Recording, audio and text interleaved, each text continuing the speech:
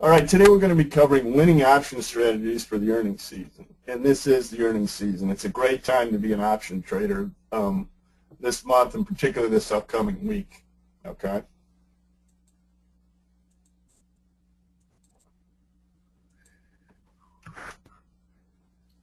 All right, just want to get this out of the way. Options Authority, we're solely an educator providing training. We're not a registered investment advisor. We don't give one-on-one investment advice. All of our training is based on theoretical analysis of markets and theoretical examples of how someone might choose a trade based on theories taught by Options Authority. And you are your own best risk manager. Always remember that. You know how much money you have. You know how much money you can put at risk. Okay. Prior to buying or selling an option, you should get a little bit of just a background in it. The Options Clearing Corporation, Securities and Exchange Corporation, and FINRA all have little pamphlets that give you the terminology that comes in handy. Okay. And finally, I just want to say that our personnel may own positions or trade in the securities mentioned in the information that we provide, but all the employees of Options Authority are prohibited from engaging in any transaction that directly or indirectly competes with the known interests of our subscribers. So if we want to get out of a position, we're not going to recommend, hey, here's a good one to do. Buy this spread at this point, and we've got an order in to take us out, or we're not going to front run anything like that. Okay? So, all right, Reed pretty much gave the background on this. What it means is I've been involved in options for 37 years now, so it's pretty much same as breathing for me. Okay, let's just do a little bit of an overview of what Options Authority is about. We're a group of industry veterans. Like myself, there's others with decades of experience. I know, have you ever read Malcolm Gladwell's book on the experts? If you have 10,000 touches of something, you're an expert in it. Well, all of our mentors have that and more, okay? So our options mentoring, it's an extensive program that gives students a trading foundation. Once you have it, you got it for the rest of your life, okay? It's a step-by-step process, building up that muscle memory that's required for anybody to be good at any profession, but trading, it's even more important. Okay, so we give you the fundamentals, then we learn how to apply those fundamentals in a live, real-world trading environment. Okay, all this is done one-on-one. Okay, I think one-to-many can be a very good way of instruction, but one-on-one, if you have that mentor, whether you're a brain surgeon, a plumber, electrician, whatever your occupation is, if you have one person instructing you how to do it the way they've done it, that's the best way of doing it. That's the way we do it.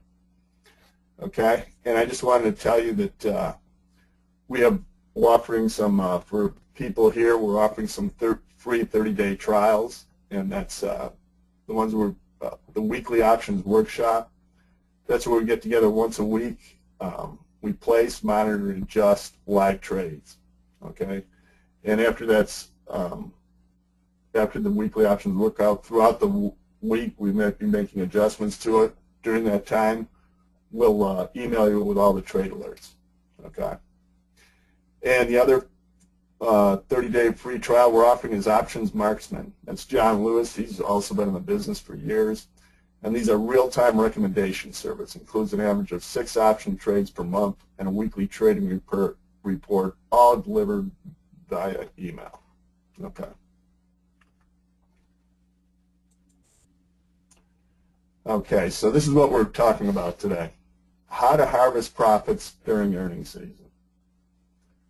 Okay, options are all about time value that's embedded in the option premium, and that premium rises during earnings season, okay, because option premium rises when there's uncertainty. Okay, so leading up to that earnings report, there's a great deal of uncertainty. So that premium heads north, there's opportunity for us. That's what every trader wants, is opportunity. If something's a little bit out of line, okay? Doesn't mean you're guaranteed profits when you do it, but if you get the odds in your favor, that's all you're looking for a trader, okay?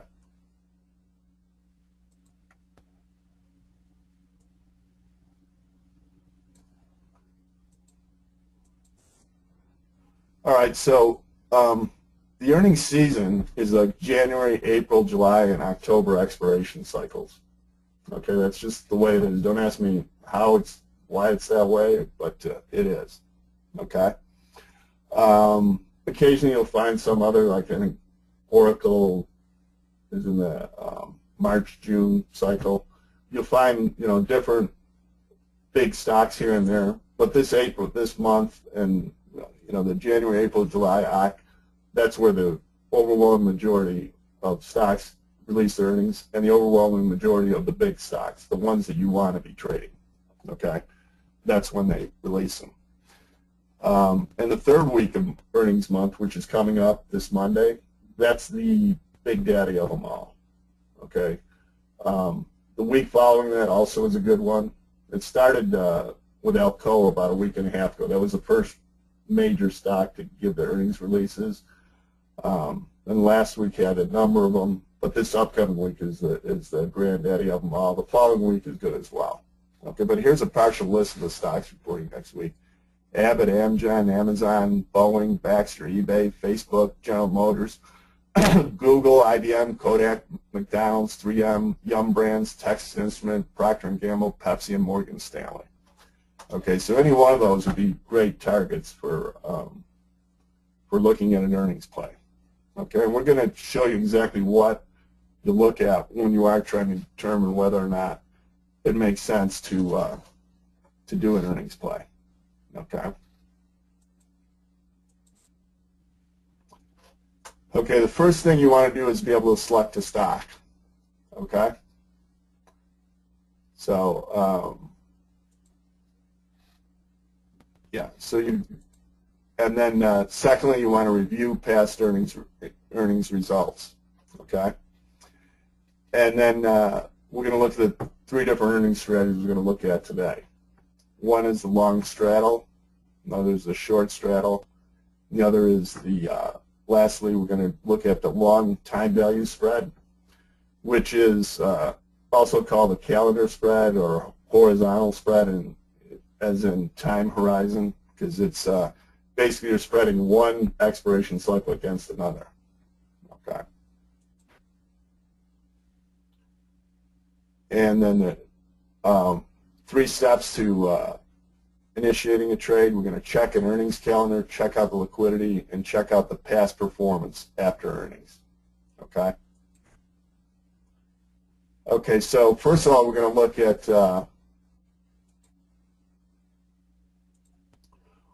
at the check out stocks which have earnings on a specific date. Earnings after the close or before the opening. Okay. So we'll just take a look here. All right, so here's the 20th, which is next Monday. Okay. And we look and we see Bank of Hawaii. We look at a number of different ones. Okay. So here's IBM. Okay, it's 420 is going to be its earnings. All right.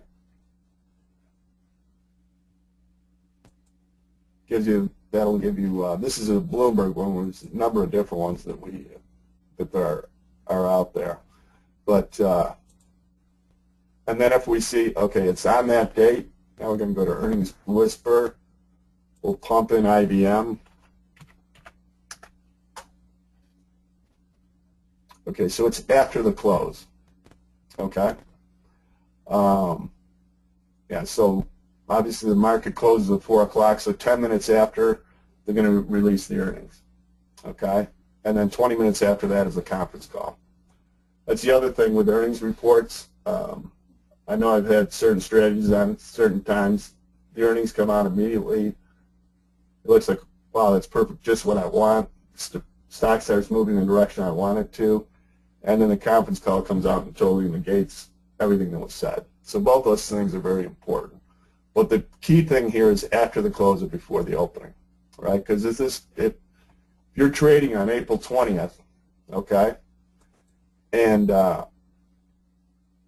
you're trading on April 20th, and you're getting all your ducks in a row, and you think, okay, I'm ready for this, and then it's before the opening, well, it's too late, okay? 420 after the close is equivalent to 421 before the opening. All right.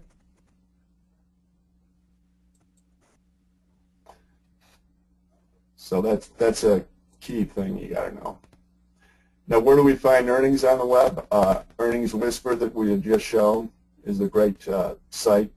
There's a lot of free stuff there, and then if you want to customize things, they have extras on that as well.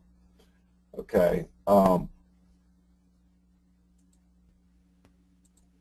Bloomberg.com, which we had just shown. There's also Yahoo that has that as well. Let me show you. Yeah, Yahoo, punch in the date, and it will give you the date. So you can actually look at this a month ahead of time, so you can prepare. Don't really have time to get into that with today's presentation. Maybe a future one we could do where earnings, you can go a month ahead of time and develop a strategy leading up to the actual earnings date, and you can actually liquidate your position, that position, before the earnings come out, and then initiate a position like one of the ones that we'll be looking at today. Okay. But yeah, so Bloomberg, Yahoo, Zacks also has an excellent one. That Calendar, I think, Business Insider, The Street, all of them. So you just take a look at all these ones to look at which one you think is you like best. All right. Second thing we want to look at is liquidity. Okay. If there's no liquidity in what you're doing, then your odds of success are just going to be minuscule. Okay. So let's take a couple different examples here. All right. So you saw the Bank of Hawaii was releasing their earnings on Monday, so we could take a look at that.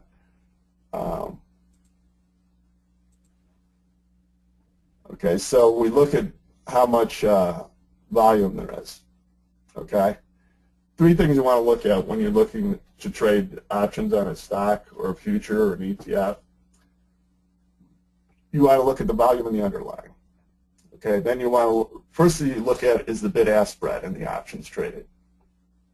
Okay, we have the 60 calls, the at-the-money calls 220, 255. It's a little too wide for my taste, but it's not totally outrageous.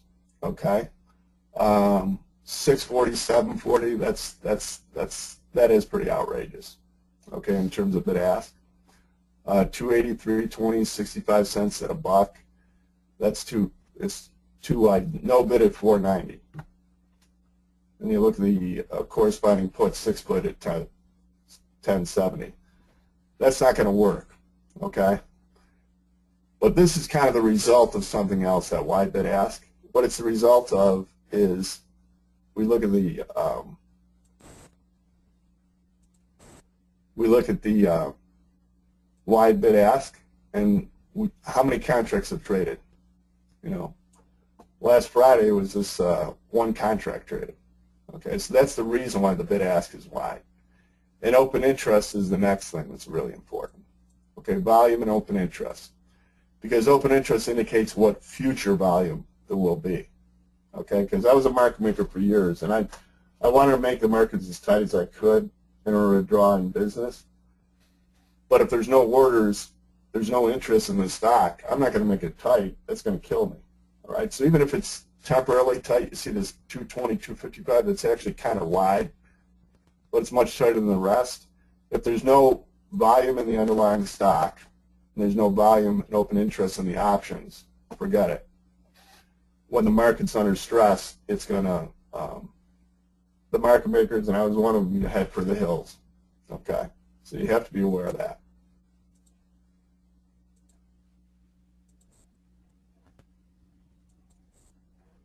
So those are the three. So if you look at the bid-ask spread, see how wide it is, and then you see the reason why it's wide or narrow. Okay. So we could.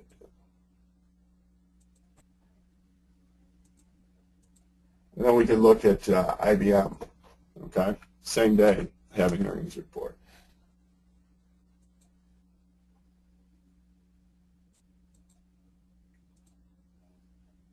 And we look at the numbers, instead of 317,000 shares, over 4 million shares.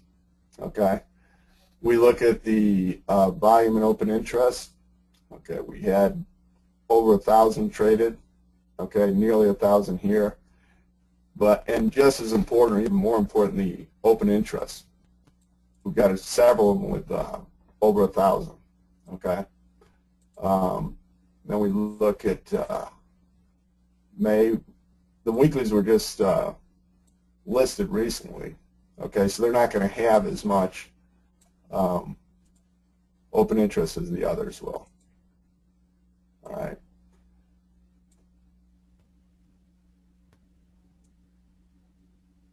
So we look at the May, and you see even greater volume and open interest. 4,000, 4,000, 4,000, 3,000, 3,400.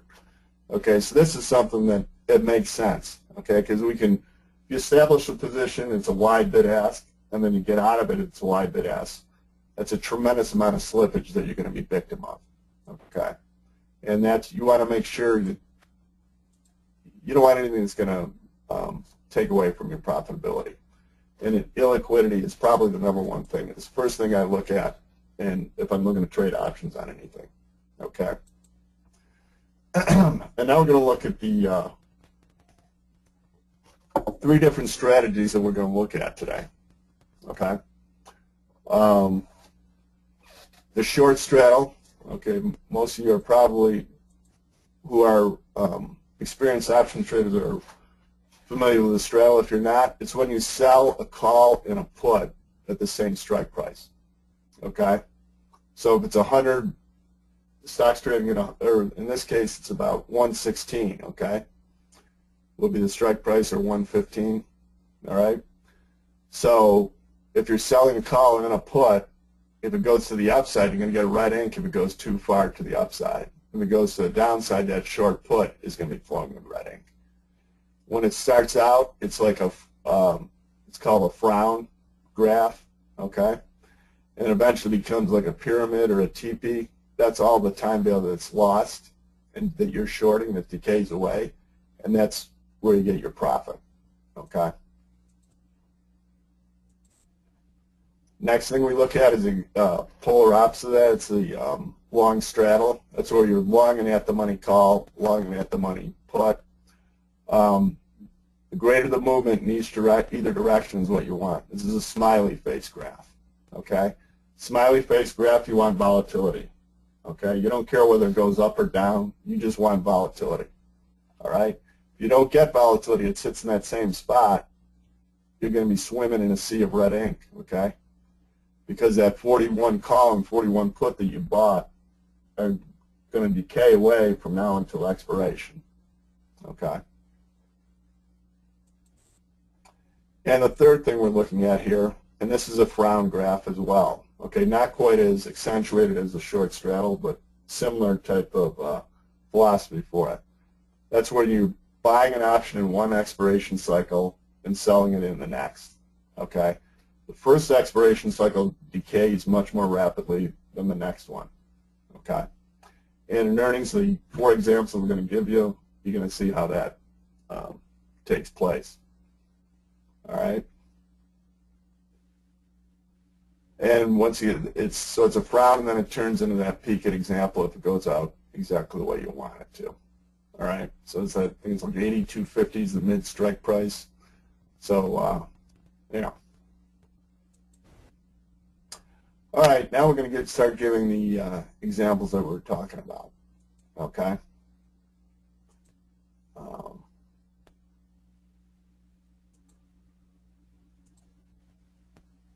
right. First, we're going to look at some history here, okay? It's going to be this coming Monday. It's after the opening, okay? At Options Authority, we rank stocks according to liquidity, 1 through 6. IBM is a 5-star. Still very good. It's not quite a 6-star, but it's you can get in and out of trades without getting burned too badly. Okay, the bid ask is narrow enough. Okay, so let's look at a little bit of history, though. Okay, so the last, and we look at each earnings cycle. So last year at this time, it closed at 196.40, okay? And then it opened at 187.25. That's quite a big movement, okay? That's almost $9 movement, okay? That's a gap, okay? So if you were short a straddle or if you were long a time spread in that one, you would have been on the losing end of it, okay? And here it is the next time around. You see the difference. It closed at 192.49 and opened at 191.96. So that was only a 53-cent differential. Okay, so if you took your cue from the previous time, you thought, wow, I'm going to buy that straddle work last time. Usually that's what people do. Okay, they see that, and all the less educated option traders, I guess is what you call them, they come in and say, we're going to buy this stuff. And they buy it. The straddle is going to be higher than it was the previous time, and you see this, you absolutely get crushed in a situation like that. And here's another one's kind of in between, 166.40 and 169.10. Okay. If you're short a straddle, you probably make money on that one as well. Here, 156.95, 153.03. So it's like 3 out of these 4 you'd make money being fading a big move, but the one time it would be a big gap that you'd lose on it. Okay? So let's take a look at IBM right now.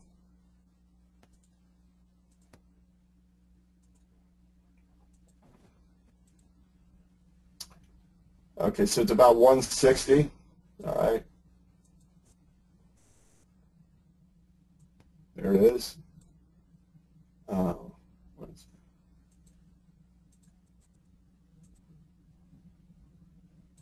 What we want to look at is the current month's, where the options are trading in the current month. The reason for that is that's going to be the highest, that'll be the highest premium levels. Okay, so here we are, 160. So here's the bid-ask here, bid-ask here. It's about 620 or thereabouts, okay? 620. So we saw the one that was almost $9 and the others were 3. One was only a 50-cent move, okay? Since this is Monday, the straddle is not going to disappear at all. It's going to still have 4 days of life, okay? So 620 that's a large amount for the straddle, but sometimes IBM will the earnings will be the day before expiration, so that everything will just disappear right then and there. Okay, so 620 is the straddle. A lot of different things you could do here. Okay, you could choose to sell that straddle. If it makes that big $10 move, you'd lose. You probably wouldn't lose by all that much, actually. Or another thing you could look at is, you see the 160s right here, the 345 right there?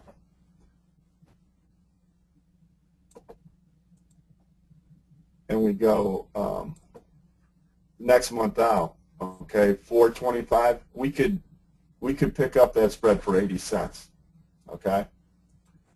Now think of that, 80 cents you're paying for something, okay, 0.80, 80 cents per share, which means $80 each time you did it. And look at what these are trading at right now. They're trading at 360, where they're 67 cents in the money. So they have about $2.90, $2.95 of $2.90 of time value, with 1 week left. Okay. If this closes at if this opens up on Tuesday morning below 160, you basically, and these 160 calls lose all their time value. You could be, in effect, owning the one that has another 28 days instead of 7 days left for 80 cents.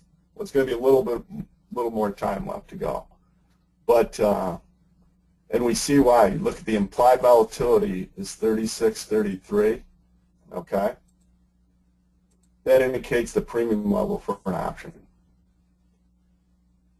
go up to the next month, and it's 22.90. Okay, that's the key to what you want to look at. Okay, so if you're looking to buy or sell a straddle, you just check and see what the straddle is trading at. You look at the past history and you make your judgment. This is 32%. The other one was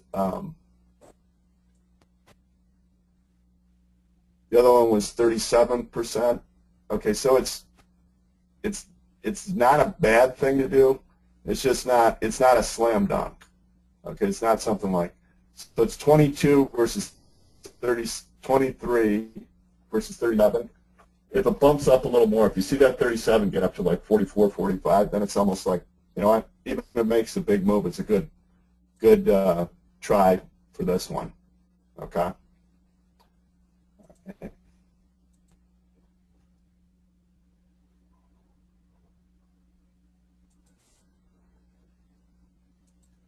Next one is Yahoo.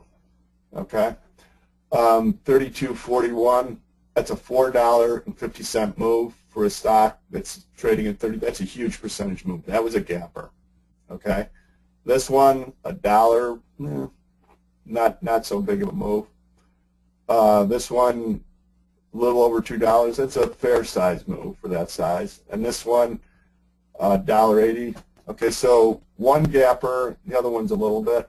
So it seems to, you know, be a not a bad one necessarily to take a look at. We'll take a look at see where the current straddle is trading in Yahoo right now.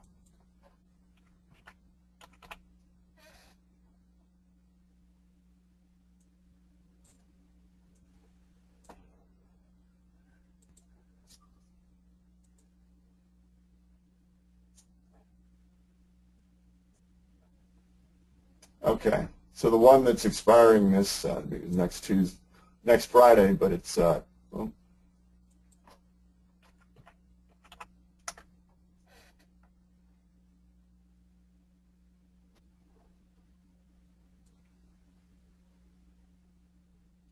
so we're going to look at the money straddle here. Okay, so it's about $2. We see $1.03, $1.07 for the puts, $2 here.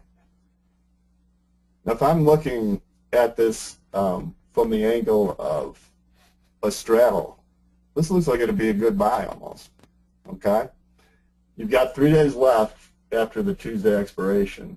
Okay, we've seen it have a big gap, and otherwise it doesn't seem to be any less than 2 each time it does it. Now, does that mean it couldn't just move 30 cents? Of course it could. We can't see it in the future, but this one would actually not be. Once again, look at the open interest volume, 13 million shares traded. This is a 6-star liquidity. Yahoo is. Okay, and then we'll take a look at our third strategy. Okay, we look at the 45 time spread, so 77 cents for the 45 calls that are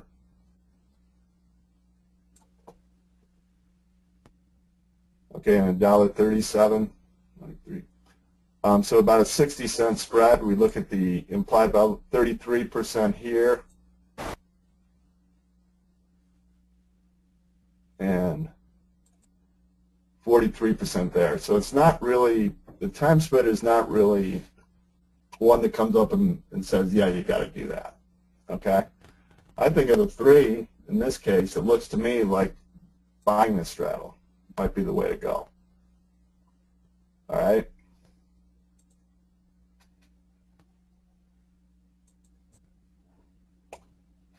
And yeah, once again, that's a 6-star liquidity in our proprietary liquidity rankings. We rank all of the 3,200 stocks and ETFs according to the so that 6-star liquidity means, right? So this is the process you want to look at. See what the pattern is, see how liquid it is, and then go from there.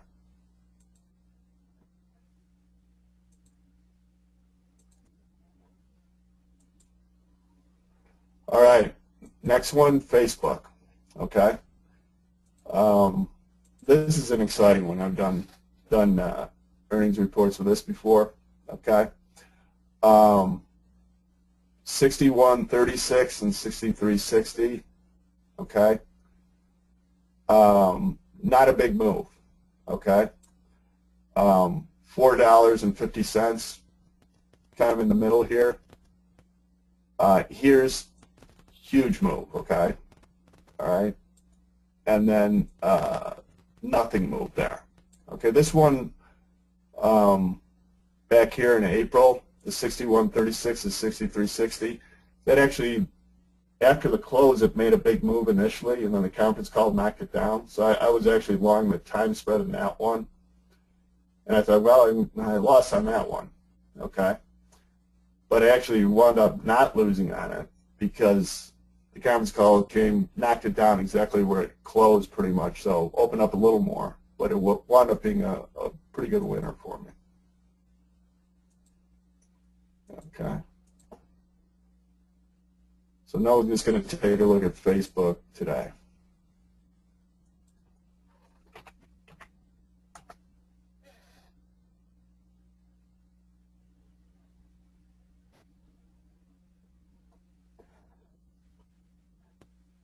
And just one more thing. So that's 4:22. So that's after Wednesday's earnings. So there'll still be 2 days of trading left. Okay. Just to re-emphasize that. All right. So we're looking at the 81 straddle here. Okay, so it's about 281. It's about 540 is the straddle here. Okay, and we saw the different moves it's made. Okay, 540 is about in the middle. You know, it's almost like, do I sell the straddle, do I buy the straddle? I don't know. As you've seen, it's had gaps and it's had doing nothing. So there's quite a bit of risk in doing the straddle either way for Facebook, in my opinion. I would kind of steer away from doing the straddle. Okay. So let's look at the 80 time spread. Okay, so we have $3.10 of the 64 implied volatility. Okay, and that's in the ones that are expiring next Friday. Now we're going to go down to May.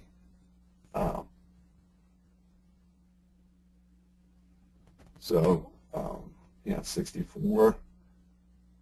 We look at the May 80s, 39. Okay, not quite double yet, but we look at it. Okay, 385 we'd be paying, and it's a very tight bid ask here in Facebook. And 310 we'd be selling. Okay, so 75 cents. Okay, take a look at this. Here's these 80 calls that were 320, of which about 80 cents is time value, is intrinsic value. So it's $2.40 of time value with a week left. Okay. Versus 80 cents. So you get triple the amount of time. So if this is a nothing, if this winds up being a nothing burger, okay, you could double or triple your money. Okay, not quite triple, but you could definitely more than double your money on this one. Okay, and the risk we're stuck with if things don't work out, that's only going to be 80 cents. Okay, if it flies up, okay, if it goes up to 90, the spread, you know, might knock down to, you know, 50 or cents or thereabouts, because it is Facebook. It's not going to disappear. All right, that premium level isn't. If you got an extra 3 weeks after this, 3 weeks and 2 days, that's not going to go down to zero. Okay, so the risk reward on this one, at least in my mind, is you'd be buying the time spread. Now, you don't run out and do this on Monday morning. What you do is you wait the afternoon of the earnings to see where the strike price is going to be, because you're really not taking an opinion on which direction it's going to move. Because you don't know what the earnings are ahead of time. If you did, if you could see the earnings report ahead of time, then it'd be like the movie Trading Places. Remember when they had the orange juice futures ahead of time?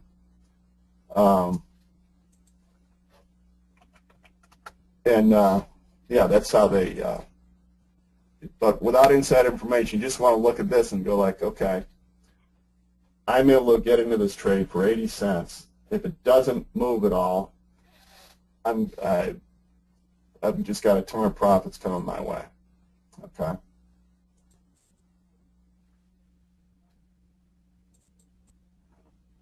All right. And the last one we're going to look at is Pepsi. Okay, so we see a 3-cent differential here. We see 80-cent differential here from the closing to the opening. And we see 24-cent and 0-cent. So Pepsi hasn't really had a ton of huge moves, okay? And it's with earnings. So earnings lately, it doesn't mean it can't happen. It could be the one time that that takes place that it's not gonna move a lot, okay? So we'll look at the closest at the money straddle, okay? I thought that was a little big for Pepsi's premium level.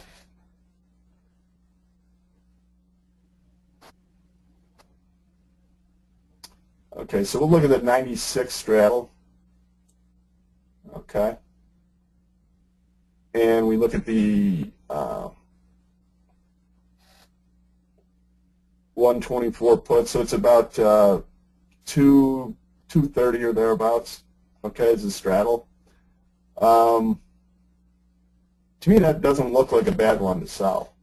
Okay, because even if it did gap more beyond the ones we've shown you so far, it's not gonna kill you. Pepsi is kind of a utility. Okay, it's competes with Coke and it's for market share. Okay, there's no new products that are coming out. I mean, new products, but nothing new like a new cure for cancer or anything like that.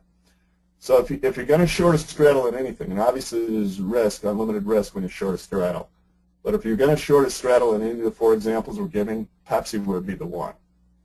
Okay, because it's at like 230, of which 20 cents of that is in, so it's about $2.10. If it stays within that range, and it's got a couple days left, you should be okay. All right.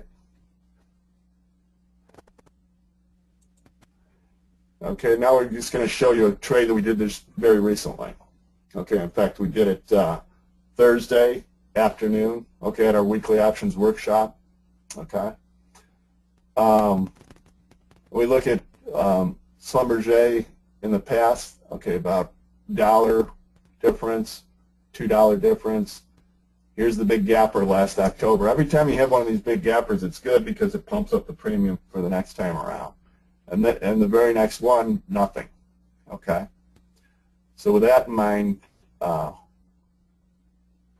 we established the trade. Okay, we bought the 9250s at 270. We sold the Aprils that were expired last Friday. Okay, so they had 1 day left. Those are actually the best time to do these time spreads is with 1 day left. Okay, we bought these at 270, sold those at 130. When the stock was at 9213. It opened up at about 94 and change, okay? When it dipped, we were about a little bit ahead on the trade, but I figured, well, I'm going to be patient. I'm going to afford to be patient. I still have a little bit of profit in it. Started moving down, okay? Took it off for a 55-cent gain 20 times, so we were able to bag $1,100 on the trade, okay?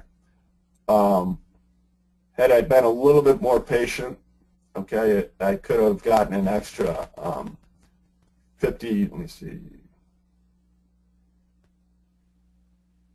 yeah, an extra 50 cents, okay? So could an extra 1,000, could have almost doubled my profits that way until the very end. But the way it had moved, it had actually dipped down, as we bought it here, it actually dipped down to 91.58, it was moving around, wound up at 92.80 or thereabouts, okay? So it's near that strike price, and you're long in time, so you're going to make money. So this is it's a great way of doing it. The Schlumberger, the April calls were much higher implied volatility than the May, so it really worked out well for us. Okay. We're having our weekly options workshop this Thursday, and we're going to be covering Google, which has its earnings after the close this coming Thursday, and then the next Friday is the expiration. So that's the perfect time for something like that. Okay. All right. I just want to tell you once again about our special offer. Become a better, more confident options trader. A free 30-day trial to our weekly options workshop. That's where we go over live trade. You see how to adjust them, all that.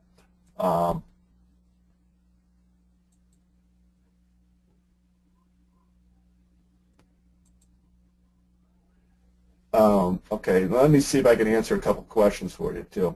All right. How about buying a strangle instead of a straddle? That means it's got to have an even larger move. Okay, you'd need an absolutely huge gap move for that. Okay, so I don't think you'd want to do that. Okay.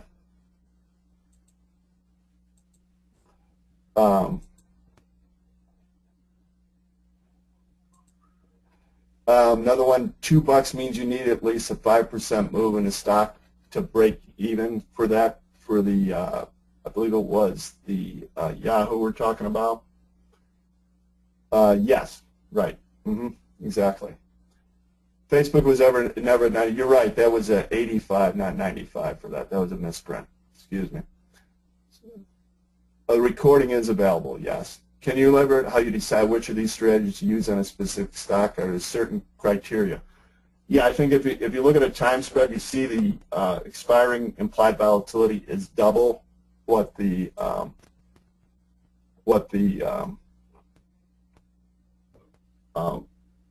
volatility of the stock, of the price that you're going to be long.